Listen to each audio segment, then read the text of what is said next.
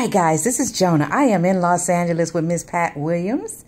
And I was hoping I'd get an opportunity for her to tell her testimony, because every time I talk to her, and I just said this to her, I say, every time I talk to you, when I get off the phone, I'm like, I don't have no problems. I have no excuses not to do what it is that God has called me to do. So let everybody know who you are, kind of what your background is. I know you're retired and you've been an entrepreneur for a long time. And now you've got this whole, you're on this mission of wealth accumulation, but not just for you, but for the kingdom of God. So tell the people who you are.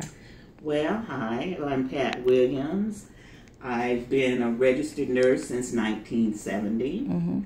And I was blessed at that age when I was young to meet mentors that inspired me to start accumulating wealth then. And also I met a guy named Jeff Snipper who was wrote a book called How to Pay Zero Taxes. He was a professor at Bryn Mawr in Pennsylvania.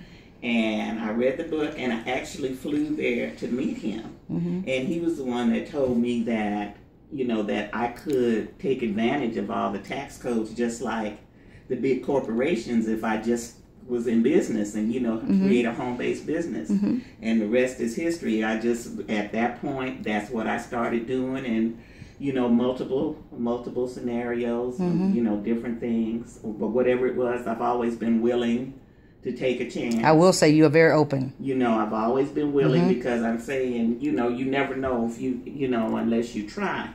And one of the things that I've always believed in the Bible, my dad's a Kojic bishop, and so I've been studying the Bible since I was a little girl. But I always believed what the Bible said about, God wanted us to prosper and be in good health. And plus, he didn't, he said we weren't supposed to live in fear. We weren't supposed to be afraid of anything. And that's why I've never been afraid to take a risk, because I'm saying, what can happen? If it doesn't happen, then you do something else. Right, exactly. And I'm of the philosophy is that I don't have problems. What happens, whatever comes my way is just for an opportunity for me to learn something from it. That's very good. And very good. That's what's kept my head above ground, because I've had a lot of issues with family illness and different things that and I'm kind of the caretaker. It's my brother and myself. And I know you take care of your mom. Yeah, and so now, and that's really a challenge because she doesn't want to be taken care of. That's kind of hard to take care of somebody who don't want you to take care of somebody. But they need to be taken care of. Really needs to be taken care of. And so that's just it's taught me a lot of patience. Like I said, Lord, I must be getting ready to get 10 crowns. I know, that's right. Well, tell me this. How long have you been retired? I've been retired from, I've retired twice from a traditional job. Okay. I was able to retire early, which I did. It's awesome. But I went back to work because I enjoy what I do. And what happened was the county had, a friend of mine who was in charge of the county had asked me to come and actually just come and straighten out some stuff for them. They couldn't pass inspection, and I ended up staying for another 10 years. Oh, wow. And retiring again. Okay. But like I said, and it was just, and I had a total autonomy. It wasn't like working on a 9 to 5. I didn't have a boss. I didn't have to clock in and out. Okay. Days I didn't feel like going, I didn't have to go. So you basically had freedom.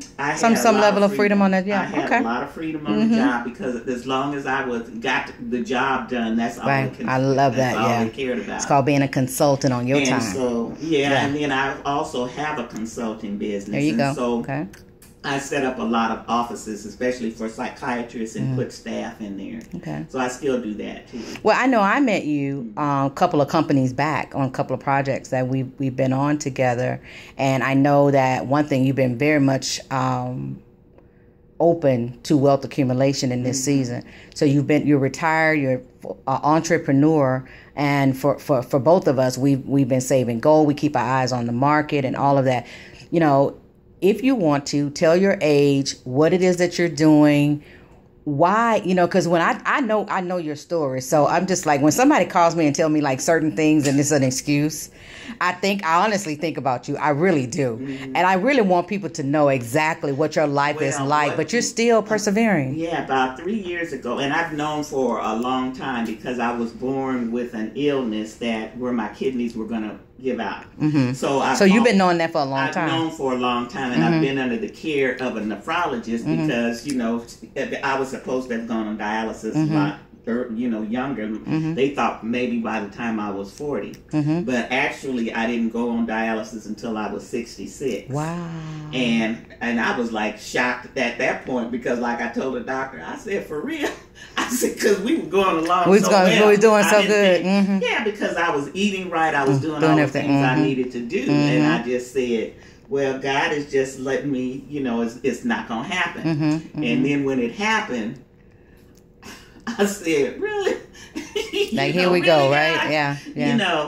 And then he just like, hit me on the head and said, yes, because you don't know who you're going to be able to bless with this testimony. Yeah, because I know you've inspired me for sure. And what you do. So I went through a period of adjustment because, when I first went on dialysis, I had to learn what to do, and I was tied to the house because I had to do something like every 3 hours. And I said, I can't exist this way because I'm used to being able to go and do stuff. But I had to learn to be quiet and just chill. And after about a couple of months, then the doctor said, well, why don't, we're going to let you do the machine that, and you can hook up and yada.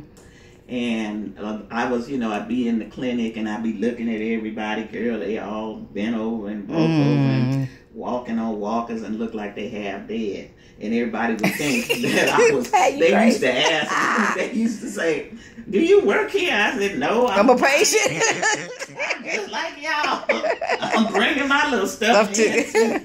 But I told my doctor, I don't ever want to look like them people, people out there. I said, because God just ain't going to do that to me. I know that's right, girl. Keep your confession straight. He's not going to do that to me. And so, like, my doctor always puts me up as an example. She said, I wish everybody, but I have a positive attitude. I don't stress out about things. No, I've never heard you stress either. No matter what's going on, I may just sit there for a minute and take it in, but then I just have to move on because I can't stop. And so when so when you're doing dialysis, how many hours of that? I have to do I hook up for 13 hours a night. 13 hours a night. Yeah. 13 hours a night. And now I can honestly say, how long have you been trading? You've been trading Forex for how many months? What, about 8? 7? No, I think I signed up in like November. Oh, okay, right before Thanksgiving? I think that's when I signed up. December, January, and then I wasn't, when I first signed about up, 7 I was months. just doing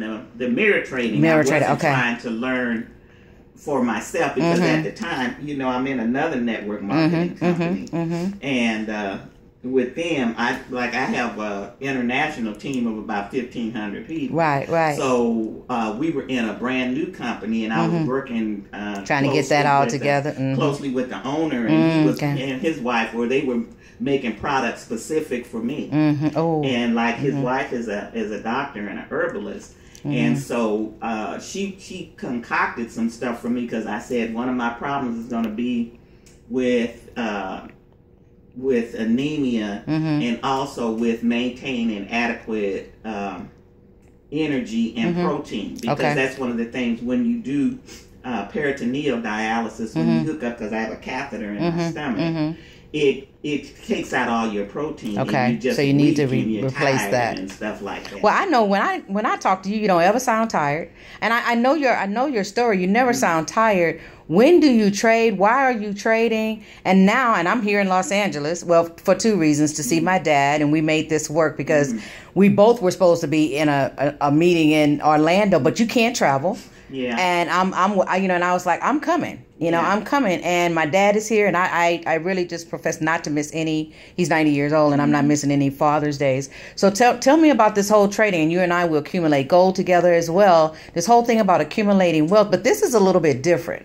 This is different. Now, I've always traded stock. I've always had stock, and I've done some trading on my own, But I also, say in this last crash in 2008, lost a lot of money when you had somebody else managing your portfolio. And so, like this time, because I said, Lord, I can't look at this. Well, hold on. I'm going to stop right here before we get into